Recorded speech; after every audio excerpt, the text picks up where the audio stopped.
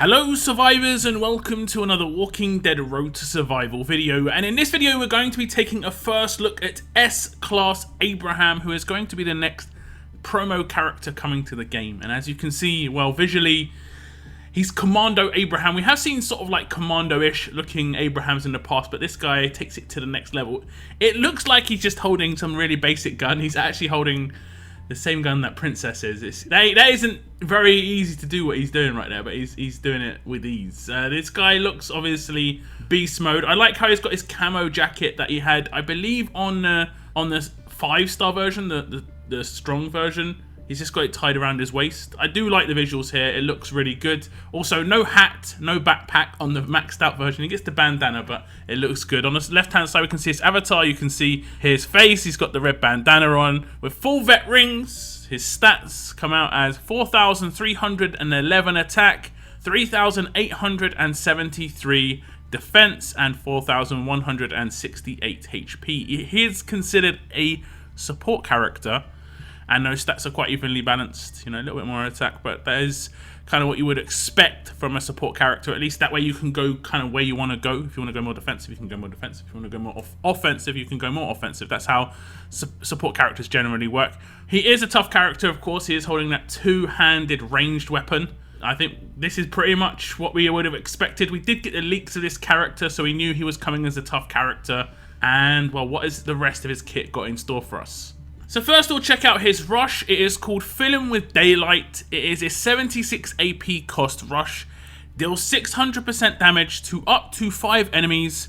Those enemies get impair for 1 turn. So quite a very straightforward rush. It is normal speed, 76. It's only doing 2 things. Damage to a lot of people, obviously 5 people. Those enemies getting impair for 1 turn is basically reminiscent of, I guess, Diego, but I believe Diego's lasted 2 turns. So there is a bit of control in here. I'd say impair is kind of like an empowered control at the moment, just because of the fact that there are going to be very, very few people who are going to be using impair resist. Funnily enough, the people who use impair resist are generally like mid-tier players or lower tier players, because they use whatever resist they've got available. And I have been like kind of surprised sometimes where someone's got an impair resist, but it's just because I'm coming up against a team that's, you know, mid-tier. Whereas if I come up against a top-tier team, they've got a lot of resist available to them. They generally don't use impair, so sometimes you can get away with it against the top teams if you have got like neutralize and stuff like that. But this is going to work quite nicely. The damage of this rush is not huge considering it's 4,300 base attack, but he will work very well with characters that have defense down. Obviously 600% to 5 enemies. And he could work with a Marcus lead, and then you could have Alpha as a support character, and yeah, that's going to be a lot of damage. Okay, so here we are with Abraham ready to rush. I always put Abraham, or at least the character I'm reviewing, in the bottom row by themselves, so you get to see them quite nice and visually in the bottom row. He will give a bit more attack if there was another character there, because they could have a 1535 weapon. All of these characters have bonus HP, and these are off-trait characters, and we are going to rush. We're going to impair everybody because, of course, I haven't obviously geared everyone with impair resist. But like I said, not many people really would. And it's going to do a reasonable amount of damage to a lot of people. When you have a multi-hit rush, it is reduced. So you need to use this in combination with other factors. Attack up, defense down. As you can see, I have got Alpha up the top. And what I'm going to do now is I'm going to run 2 Ricks just to get these rushes off nice and quick to see the difference when you have defense down. Okay, so in the same situation, this time around we do have both the rushes of Alpha and Abraham. We'll focus someone who is not so dangerous, so I guess we'd focus Willie, someone who we might be able to take out just with the rush of Alpha and Abraham, because whoever Alpha focuses, she does not actually take down, or at least she does not do defense down to. Now, I'll do the rush of Abraham, and we can sort of see the damage differential that he's going to have because of defense down. And this is where the combination of the two is extremely powerful. Obviously, Georgia in the top right-hand corner there is an extremely powerful character when it comes to her stats. So unless you're doing trait damage, you're not really going to obliterate a character like that. But you just saw the other characters got taken out fairly swiftly. Rick was tanky. They used pretty tanky. So this is quite nice. This is quite nice. It is worth noting that I do not think that damage or, you know, any sort of damage output is a problem within tough teams, you know, within tough characters. We have got some very, very heavy hitting tough characters already, and it's just a bit strange that they bring out a support character that would be so offensive like with their rush. It does do a nice bit of control for one turn, but that is extremely offensive. But if you have the right combo, it can be very disastrous. Now, he is considered a support character, so I figure this isn't the most important part of his kit, but it is interesting to see that's what they're going to bring to the table with the rush. Quite basic, impaired to everybody, 600% damage to everybody. So it could be just a finisher move, or it could just be like a secondary thing, not a highlight of the kit. We'll move across to the active to check that out, however. And as you can see, it is defense down and elusive. It is an initial cooldown of 2 and a cooldown of 2. Number of uses 5. Up to 5 enemies get minus 50% defense for 2 turns. This character and up to 2 teammates get elusive for 2 turns. So 2 parts. The defense down is really nice, but it is obviously a shame that he does not give himself AP. So he's going to have to, you know, maybe he could work in a team with, let's say, Andrea, where Andrea gives him a natural rush turn 2. He uses active turn 2, and then he just does his rush turn 3 if you want to do it like that. Or you could command him turn 2 after doing his active. 50% defense down is obviously very powerful, and it's going to work great in combination with that rush. It doesn't matter when he does this, as long as he gets commanded to rush the next turn, he will always attack versus characters that have defense down unless they did resist. This character and up to 2 teammates getting elusive for 2 turns is interesting.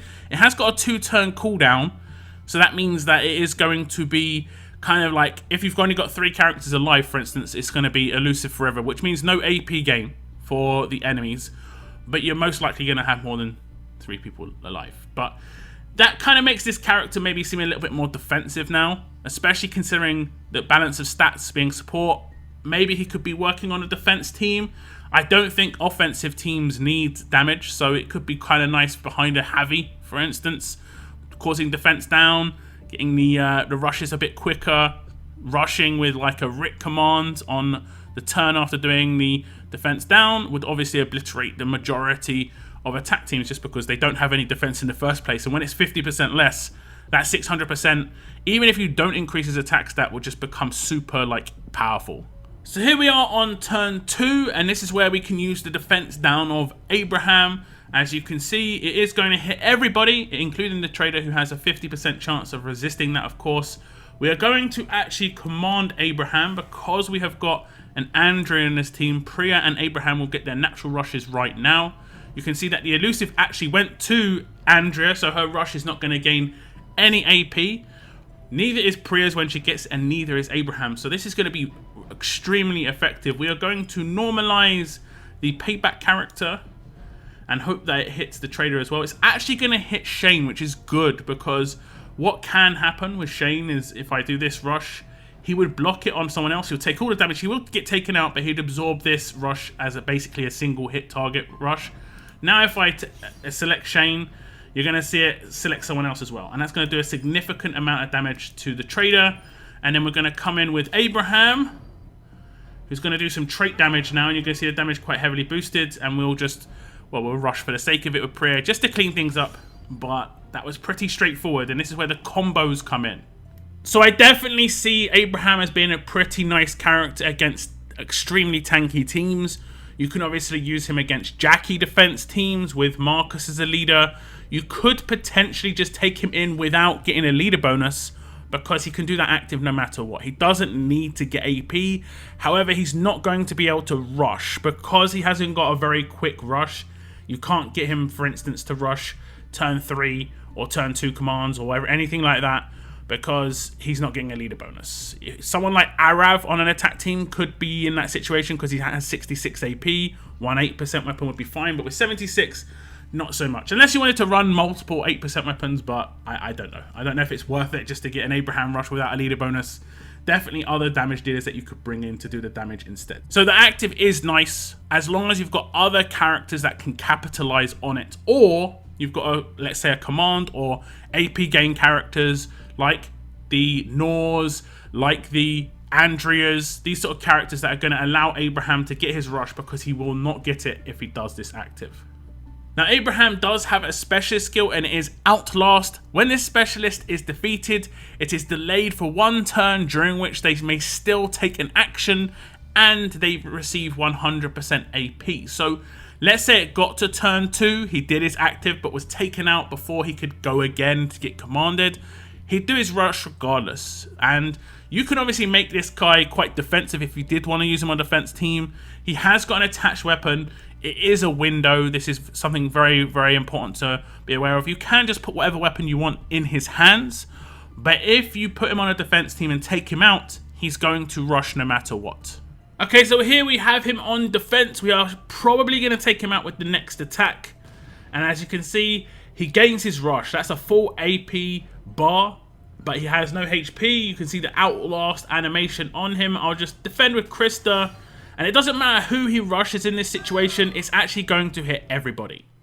And that is because, of course, his rush just attacks 5 enemies rather than an enemy and adjacent.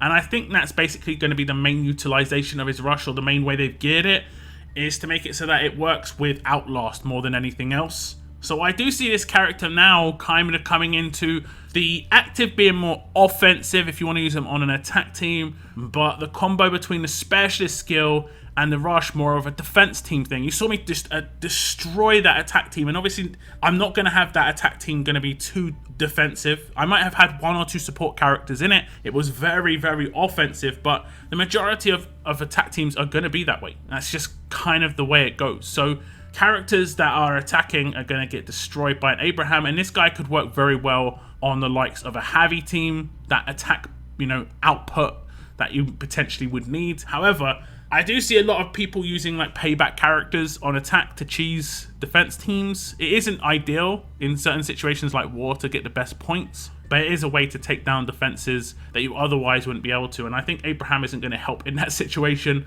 because he's definitely going to hit, a payback character. He's definitely going to do enough damage, especially if someone's taking in a 6-star version or a 5-star version, which I do see some people taking in. So, yep, it's not going to work there, but there are definitely potentials that this character is going to be good. And he could come good on attack teams as well, where, like, let's say he gets taken out by infection. He's going to be able to do his rush guaranteed in that situation, which is what other characters are not going to be able to bring to the table. So that could be pretty good there. Now, Abraham also has an attached weapon, as we've seen the entire time. He's holding this machine gun just like it's like a rifle, or even like a pistol. Like it's like it's nothing to him, but this would weigh quite a lot, I'm going to be honest. 30% HP base stat makes me think more of a defensive team character. A medium bonus to AP when attacking. And in the 3rd slot special, we have seen this already in the leaks. When attacking, a 100% chance to cause 4,000 trauma for 2 turns to the enemy. Now, first off, the way trauma works is if someone has trauma effect on them, if they cleanse anything, so for instance, if they're burning and someone removes burn, they will take 4,000 damage just for that 1 cleanse. If someone's got burn, impair, stun on them, and you have someone who cleanses all of it, they will take 12,000 damage in this case. It's 4,000 per effect. However, trauma has been buffed recently in the last couple of months, and basically it also will cause the trauma damage if someone resists something. So for instance, a lot of people run stun resist. If someone has 4,000 trauma on them and they, resist a stun attack that you do, they're going to take 4k damage. And someone like Trader, this is going to be super effective because he resists a lot of things. We saw in one of those attacks earlier, I think he was resisting some stuff. So he would have taken a lot of damage in those cases. However, while it is a 100% chance to cause 4,000 trauma for 2 turns to the enemy, it can still be resisted. This can still be resisted itself. I know it's kind of, the resistance stuff, it can be a bit convoluted sometimes. But it also means that trauma resist on a trader would mean he's immune to it. There'll be no way of causing him to gain trauma, but we'll run through how this is going to work. So we have got Abraham with his base weapon, and I figured the best character to show you this against would just be the trader, because if I hit the basic attack and it does trauma, like it does there, he will in fact take 4,000 damage for every other effect that he resists. I have got 3 first turn actives here. If he resists it, 4k damage. If he resists Mr. Lou or Miss Armani, I need to said, he will take another 4k damage. He's not going to resist the impair. He isn't going to resist the bleed. But in this case, because of his low HP, he's not getting a leader bonus here. It would take him out. But I think I've got Daze on her weapon. And there we go, 4k more damage. So this seems to have been brought in to try and deal with the trader, and because of that specialist skill, it's just not going to work. I definitely know of ways to deal with the trader. This isn't the way. I don't think it's going to be too powerful against the trader just because of the fact that he can, you know, you can get a resist mod on him and can become immune. However, this might change certain parts of how the trader works going forward, where trauma is going to almost be a must-have now. So if you don't have trauma resist on them, you're going to potentially be in a lot of trouble. So a lot of people will equip trauma resist. So basically meaning you're not immune to taunt, potentially making the character less tanky because people aren't using extra stats on the character. So there is going to be some change for trader. I definitely think that it's going to be a character kind of like Axel when it comes to Abraham's weapon, where even if you don't have the character, you could reap the benefits of the character existing, because it's going to change how the trader is potentially going to be geared in all cases. But I don't think it's going to be a hard counter to the trader at all. It's definitely not an Axel Mercer situation where Mercer's just being absolutely, you know, destroyed on defense teams by Axel attack leaders. This isn't going to be the case here with Abraham, but he is a nice utility character. A lot of characters that are seen like this aren't seen as great because, you know, they're not someone who can just obliterate an entire team. There is potential that Abraham can do that. You saw me do that earlier, but I think there's definite usages for him. That Outlast skill could become into very nice usage. I just don't know how you could gear it so that he's focused. I mean, I think you'd have to ramp up his attack stat. And realistically, you wouldn't want him to be taken down, you know, on an attack team. I see this character as more of a defense team character. It's just kind of like split, honestly, where some of his kit seems to be geared more towards the defense team and some of his kit seems to be geared more towards the attack team. I guess he's just because he's a support character, he's all round a bit and he can be used anywhere. But I mean, you can use him on a heavy defense team for sure. I think he will change the landscape a little bit when it comes to traders, but he's not the counter that has been expected to come out, in my opinion, for the last couple of weeks, couple of months. But do tell me your thoughts on Abraham here as an S-class character, guys. That is going to be the end of my video. I want to thank you very much for tuning in, and as always, keep on surviving, guys. Keep on surviving.